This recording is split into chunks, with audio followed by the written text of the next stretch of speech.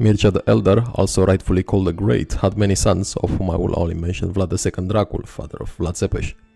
But why was he called Dracul, meaning the devil in modern Romanian? It was not to compare him to Satan or because he was unpopular with his subjects. He was called Dracul because Sigismund of Luxembourg, king of Hungary, took a liking to this son of Mircea and made him a knight of an order he had founded, the Order of the Dragon. It was a time when many such orders sprung up all over Europe. First, the Order of the Garter, created by the King of England and still in existence today. This was soon copied by the King of France. After all, we are in the middle of the 100 Years' War. They were a kind of exclusive club, a guard of honor made of great lords, whom the king trusted and who swore loyalty to him until death.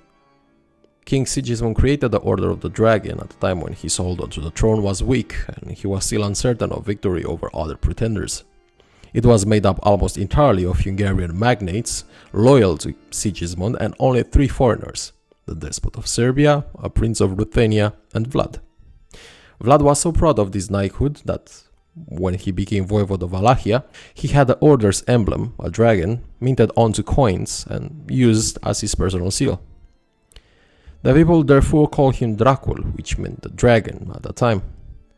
That is the origin of the name Dracula or Dracula given to him and his sons, and that is how Vlad Tepes became known to foreigners as Dracula.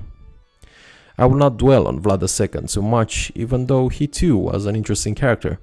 He reigned twice and made war on the Turks, but bent the knee before them when it was in the country's best interest, leading to his assassination at the order of Iancu Hunedoara. A more important historical figure, and unfortunately also one of myth, was his son, Vlad III, nicknamed Tepes, the Impaler, because of his habit of impaling his enemies and anyone who disobeyed him. It is said that shortly after he came to the throne in 1456, he ordered that all the cripples, thieves and beggars in Târgoviște be assembled in a great hall, where he threw them a big feast, only to have them place boarded up and set alight with everyone still inside. He simply impaled rebellious or disobeying boyars. Impalement was a truly horrifying ordeal.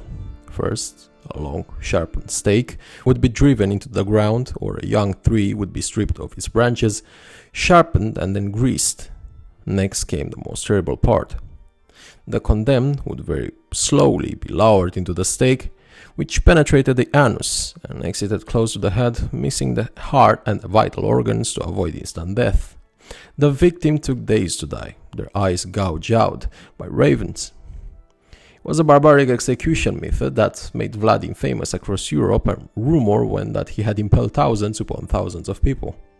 As soon as Vlad became voivode in 1456, he decided to get rid of the Ottoman yoke. He had spent many years in Turkey, where he served as a hostage to ensure his father's loyalty. He was well versed in the language and vices of the Turks and counted on the help of Matthias Corvinus, king of Hungary, to whom he was also related through his wife, a cousin of Matthias. It is unclear whether she was a Corvinus or a Silagi. Vlad stopped paying the annual tribute, crossed the Danube and launched a terrible raid through Bulgaria. In 1462, the conqueror of Constantinople himself, Sultan Mehmed II, led a punitive campaign against Vlad and Wallachia. Vlad Tepes and his small army faced the Turks alone, as in the end he received no assistance from King Matthias. One night, Vlad personally commanded the daring raid into the Ottoman camp, but failed to find the Sultan's tent and kill him. He then retreated to the mountains, using scorched earth tactics as he went. The Sultan was horrified by the macabre spectacle that lay before him on the way to the capital, Târgoviște. A forest of stakes onto which thousands of Turks captured in battle the year before had been impaled. A Turkish chronicle speaks of the Sultan's horror, but also mentions his sense of admiration for a ruler capable of such acts. With his great army beset by starvation, Mehmed abandoned the idea of taking the capital, retreated towards Brăila and temporarily relinquished Wallachia.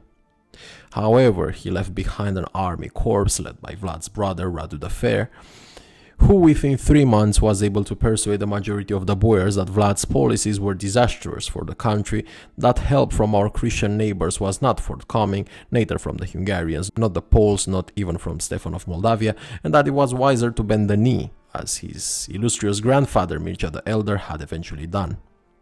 The Turks, he said, would not turn Wallachia into a pashalic, nor absorb it into the empire, as they had done with all the neighboring countries to the south, but would be content with an oath of loyalty and the payment of the harash.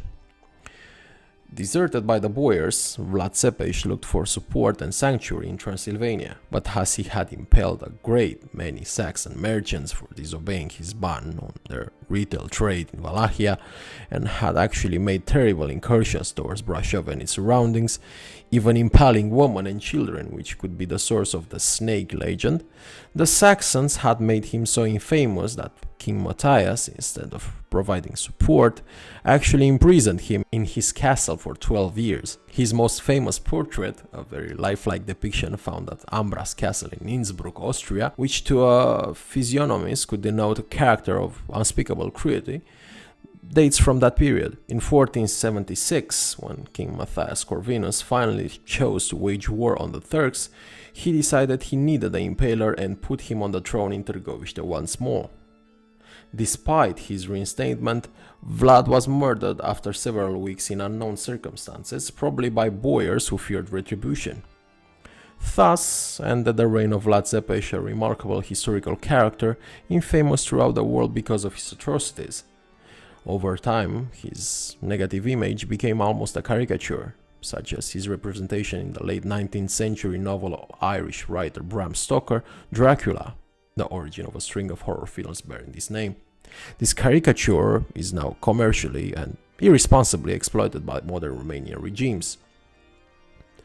Vlad's notoriety was built upon three main sources: Turkish chronicles, then a Slavonic tale of unknown origin called the Tale of Dracula the Warlord, which in fact portrays him in a positive light, rumored to have been the favorite book of Russian Tsar Ivan the Terrible, but mostly through Saxon manuscripts, apparently spread on purpose throughout Germany by Matthias Corvinus to justify his failure to set out on the crusade for which the Pope had already paid him large sums of money.